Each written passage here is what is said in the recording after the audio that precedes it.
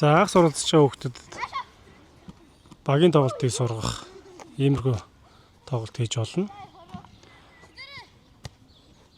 За энэ хүүхдүүд зарим нэг 2-7 хоног явж байгаа хүүхдүүд байна.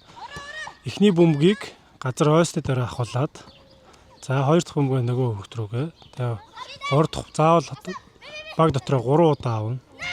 За бөмбөг алдчихлаа. За 17-18 гэж байна. За одоо энэчнээс давуулна. Энэ талтаа авлаа. Хойсны дараа авлаа. 1 торны ажид байгаа өндөө 3 дахьын давууллаа.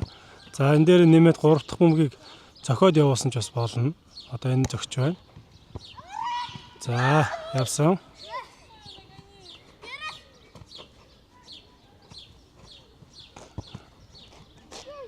Ойлоо. За ерөөдөө яг анх сурж байгаа хүүхдүүдэд тохиромжтой. Ер нь бол яг сайн дээрээс доороос аваад тоглолт гаргаж чадахгүй байгаа хүүхдүүдэд ингээд ойлгуулах маягаар ингээд барьсан маягтай ингээд хамгийн гол нь бөмбөг удаан барьж болохгүй хурдан дамжуулах хэрэгтэй. Хурдан ингэж удаан барихгүй шүү. За. За. Дууссан уу? За хойш загсаад. За баяраа өргөөрэй. За баяраа өргөөрэй. За иймэрхүү хичээл байна.